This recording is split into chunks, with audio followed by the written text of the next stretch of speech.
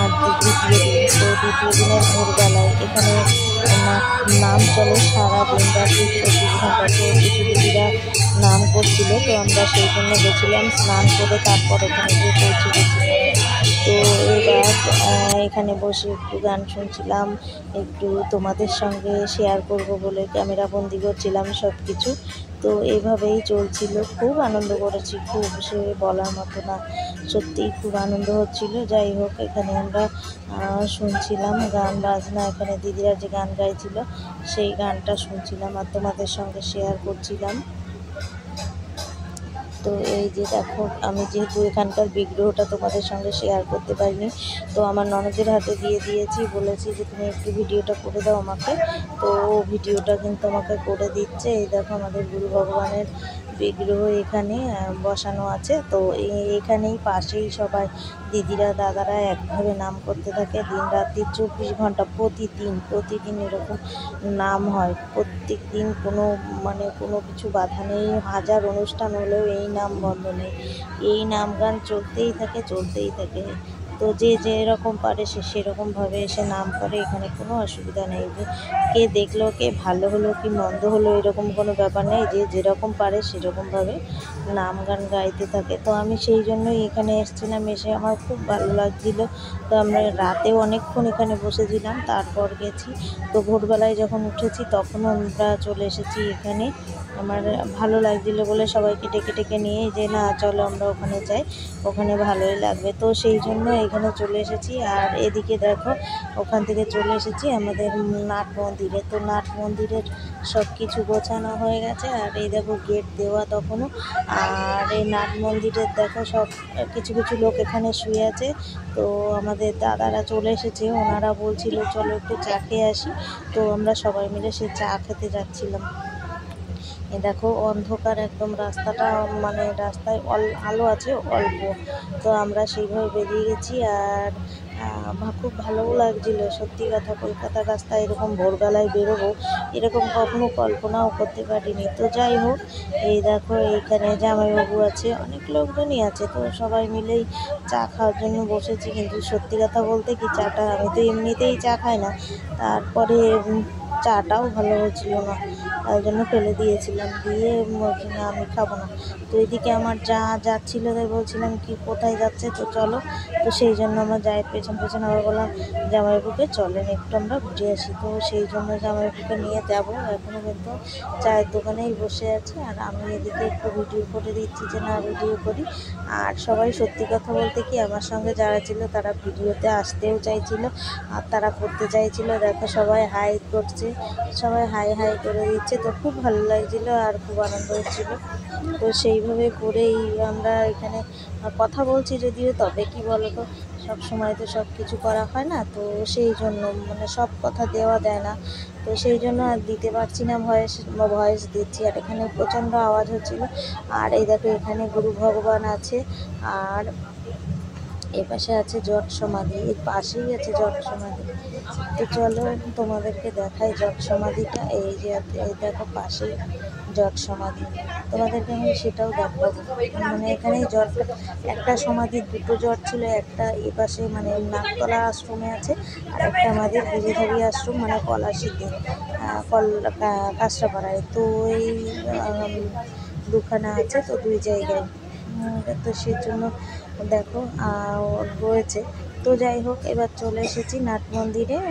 8টার থেকে শুরু হবে, তো তার আগে পতাকা উত্তোলন হবে। তো সেইখানকার অবস্থাটা দেখো। এখানে আমি বারান্দা নাট মন্দিরের ওপরে ছিলাম, আর এটা বাইরে হচ্ছিলো। তো আমি এখান থেকেই করার চেষ্টা করছি। আর প্রচুর লোক সত্যি, সেভাবে তোমাদেরকে দেখাতেই পারিনি। নিজে পুজো হয়, পতাকা উত্তোলনের আগে পুজো করতে হয়, মোমবাতি জ্বালিয়েছে, ধূপকাঠি জ্বালিয়েছে, অনেক কিছু হয়েছে, কিন্তু সেটা তোমাদের সঙ্গে আমি শেয়ার করতে পারিনি সেভাবে।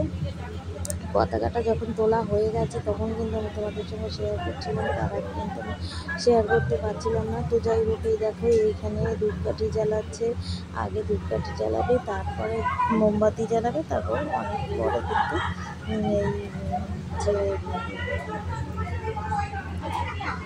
পতাকাটা উত্তোলন করবে। তো যখন পতাকা উত্তোলন করবে, তো তো এই দেখো পতাকা উত্তোলনের এখানে কিন্তু এখনও পর্যন্ত আমরা দাঁড়িয়ে আছি যে না পতাকা উত্তোলনটা দেখবো তারপরে যাবো। তো সেই জন্য হয়তো এখানেও খুব আওয়াজ আসছে, কিন্তু কিছু করার নেই। তো তোমাদেরকে কোনো ভিডিওই না হলে দিতে পারবো না, আর এখানে নেটের খুব সমস্যা, সেই জন্য। তো পতাকা উত্তোলন কিন্তু এখনও পর্যন্ত হয়নি, পতাকা উত্তোলন হবে বলে দাঁড়িয়ে রয়েছি আর একটু একটু ভিডিও করছি।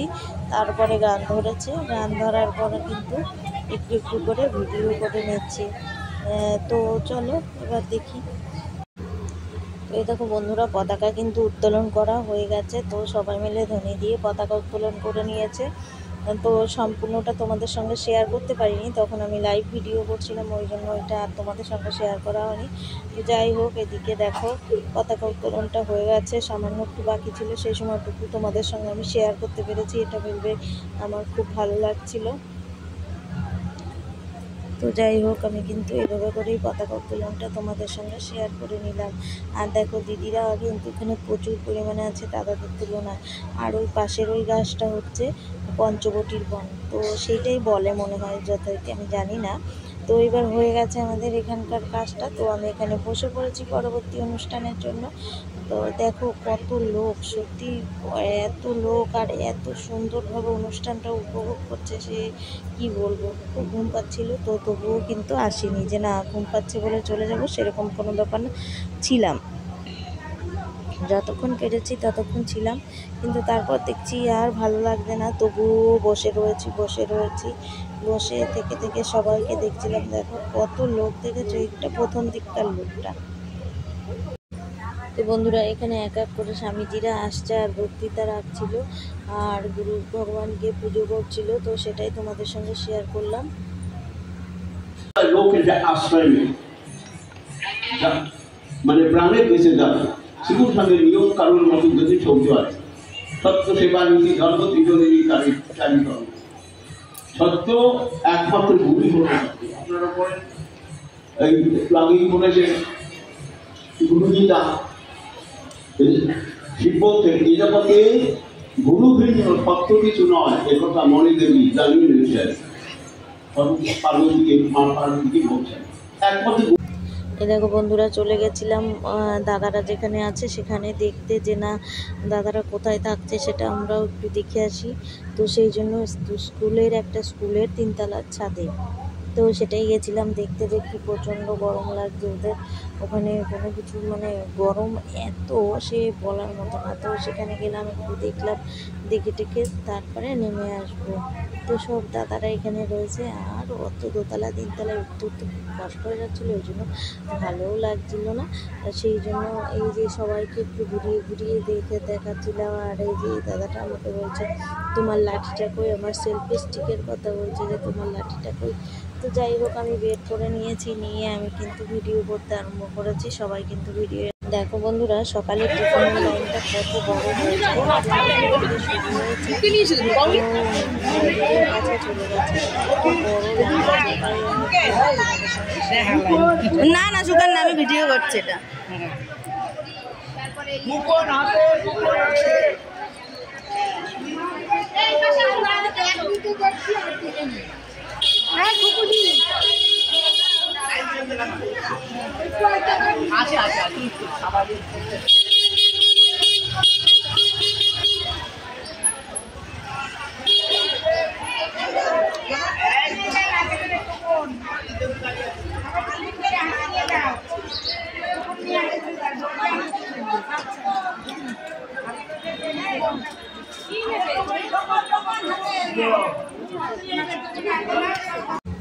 আর এদিকে দেখো মুড়ি এর পকোড়া কিন্তু আমাদের সকালে টিফিন দিয়েছিল, তো সেটাই কিন্তু তোমাদেরকে সকালের নয়, এটা বিকালের টিফিন ছিল, ভুলে গেছে। সকালে লুচি তরকারি দিয়েছিল, তো সেটা তোমাদের দেখাতে পারিনি। তো যাই হোক, এখন বিকেলবেলায় দিয়েছে মুড়ি আর পকোড়া আর চা, তো সেটাই আমি তোমাদের সঙ্গে শেয়ার করছিলাম। তো বন্ধুরা, হয়তো এখানে প্রচণ্ড পরিমাণে আওয়াজ হচ্ছে, তো কিছু মনে করো না। এই দেখো আমাদের খাওয়া হয়ে গেছিলো, তো এই দিদিদের ছিল, তো সেটাই আমি তোমাদের সঙ্গে শেয়ার করলাম। দিদিরাও একটু আসছিলো আর ওই সামনে বসে বসে ওখান থেকে দিচ্ছিলো। এই দেখো পকোড়াটা সত্যি অসাধারণ হয়েছিল পকোড়াটা খেতে। আসলে কি বলো তো, ঠাকুরের প্রসাদ যাই খাই সেটাই অমৃত লাগে। সত্যিই খুব ভালো লাগছিল। এর মধ্যেই দিচ্ছি ভিডিওগুলি, কেন জানো, কারণ না হলে আর দিতে পারবো না। তো সেই জন্যই অনেক বড় হয়ে যাবে, কোনটার থেকে কোনটা দেবো। আর এদিকে দেখো এই যে গামলায় গামলায় কচু কেটে রেখেছে। আর এই যে কিন্তু সেই পকোড়াগুলি এখানে ভাজছিল। তো আমরা পকোড়া দিয়ে মুড়ি দিয়ে খেয়ে টেয়ে এখানে এসেছিলাম যে কী কী করছে এখানে একটু দেখে যাই। তো সেই জন্য তো দেখলাম পকোড়া ভাজছে, কেউ টিফিন। তো দেখো এখানে মুড়ি দিচ্ছে কিন্তু, তো সেটাও আমি তোমাদের সঙ্গে শেয়ার করলাম যে কোথায় দিচ্ছে, কীভাবে দিচ্ছে। তো সেটাই আমি তোমাদের সঙ্গে শেয়ার করার জন্য এখানে চলে গেছিলাম, দেখছিলাম আর দেখাচ্ছিলাম। তবে আমরা বেশি নিইনি, কারণ এই প্রচণ্ড পরিমাণে গ্যাস হচ্ছে। বাঁধাকপি, ফুলকপি, তারপরে সয়াবিন আর মুগ ডাল, তো এর জন্য প্রচণ্ড পরিমাণে মানে ইয়ে হচ্ছে। আর এই দেখো উনি কিন্তু হাই হাই বলছে আর কত কিছু বলে যাচ্ছে। মায়েদের জন্য শোনাও যাচ্ছে না, ওই জন্য। আর এদের কিন্তু এখনও টিফিনটা খাওয়া হয়নি, তো সেইভাবেই রয়েছি। আর ভাত খাওয়ার ভিডিওটা হয়তো করা হয়নি। তো রাতের যে ডিনারটা কিন্তু করা হয়নি। তো এই দেখো আমরা সবাই মিলে কীভাবে এক জায়গায় শুয়ে আছি। এই রুমটাই আমরা রয়েছি, সবাই মিলে খুব আনন্দ করছি। আর এখানে হাসাহাসি সত্যিই অসাধারণ লাগছে। এরকম একটা আনন্দের মুহূর্ত সবসময় পাওয়া যায় না, আর সব জায়গায় পাওয়া যায় না। যারা পায় তারাই এর মর্মটা বুঝতে পারে যে কত আনন্দ, কত কিছু এখানে। সত্যিই মানে মিলন অনুষ্ঠান যদি বলে, এগুলিকেই বলে। আর এই যে জিনিস, এই জিনিস কোথাও পাওয়া যায় না। যত আনন্দ করে যায়